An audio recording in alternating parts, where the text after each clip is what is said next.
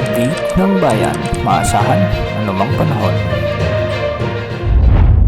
Magandang oras po sa ating lahat. Narito ng update sa lagay ng ating panahon at sa binabantayan nating si Bagyong si Christine. Sa ngayon nga ay isa pa ring severe tropical storm si Bagyong Christine habang nagdadala na ito ng malalakas na pag-ulan. Sa ngayon makakaranas na ng intense to torrential rains o katumbas ng 200 mm na pag-ulan ang malaking bahagi ng Cagayan, Isabela, Apayao, Aurora at Quezon Province. Ang mga lugar na ito ay matinding pinag-iingat sa banta ng mga pagbaha at pagguho ng lupa. Samantala nakakaranas na rin ng heavy to intense o katumbas ng 100 to 200 mm na mga pag-ulan ang nalalabing bahagi ng Cagayan Valley, ang nalalabing bahagi ng Cordillera Administrative Region. Nakakaranas na rin ng malalakas hanggang sa matitinding pag-ulan ang La Union, Ilocos Sur, Ilocos Norte at Pangasinan, ang nalalabing bahagi ng Central Luzon sa may Rizal, Cavite, Batangas at Occidental Mindoro.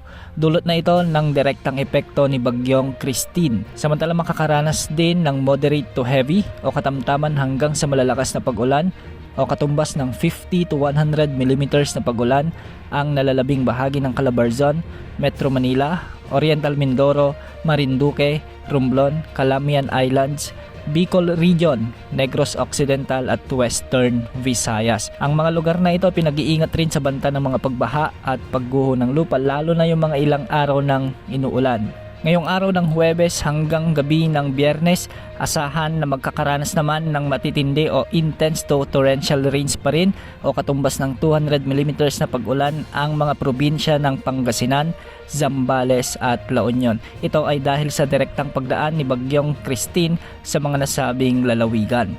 Makakaranas naman ng heavy to intense rains o katumbas ng 100 to 200 mm na pag-ulan ang nalalabing bahagi ng Ilocos Region, Cordillera Administrative Region at ang Bataan.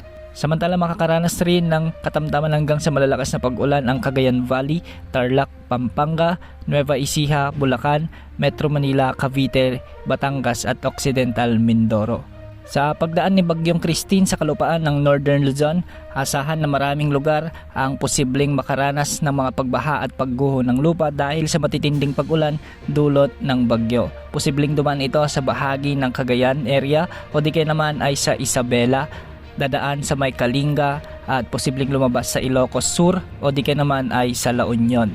Dahil din sa lawak ng bagyo o mahigit 500 kilometers ang diametro nito, hindi lang Northern Luzon at Central Luzon ang makakaranas pa rin ng malalakas na pag-ulan kundi makakaranas pa rin ang mga rehiyon ng Mimaropa, Calabarzon at Bicol Region ng malalakas na pag-ulan dahil pa rin sa direktang epekto ni Bagyong Christine. Makakaranas na rin ng malalakas na pag-ulan ang Batanes Group of Islands at ang Babuyan Group of Islands. Kaya pinag-iingat po natin ang ating mga kababayan lalo na sa mainland Luzon na maging handa at maging alerto sa malalakas na pag-ulan at pagbugso ng hanging dala ni Bagyong Christine. Samantala dahil pa rin kay Bagyong Christine may nakataas na gale warning naman sa seaboard ng buong Luzon at Visayas. Mahigpit na pinagbabawal ang paglalayag o pamamalaot ng ating mga kababayang mangingisda at may maliliit na sasakyang pandagat dahil napakadelikado ang mga pag-alon sa ating mga karagatan.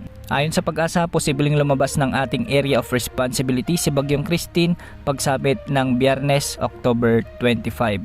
Ngunit kahit nasa labas na ito ng ating area of responsibility, asahan pa rin na may mga lugar na makakaranas pa rin ng maulap hanggang sa maulang panahon dahil sa lawak ni Bagyong Christine. Samantala isang panibagong low pressure area ang namataan sa silangan ng bansa.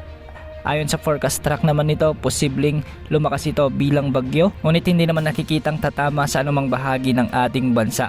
Sa mga susunod na araw habang nasa West Philippine Sea naman si Bagyong Christine ay posible itong mag-recurve pabalik sa hilagang silangang direksyon. Ibig sabihin nito, posible itong kumilos papalapit sa may Taiwan o di kaya naman ay sa Northern Luzon, ngunit hindi naman nakikitang babalik at maglalandfall muli sa anumang bahagi ng ating bansa. Gayunpaman dahil malayo pa at matagal pa, posible pa ang maraming pagbabago sa mga forecast na ito.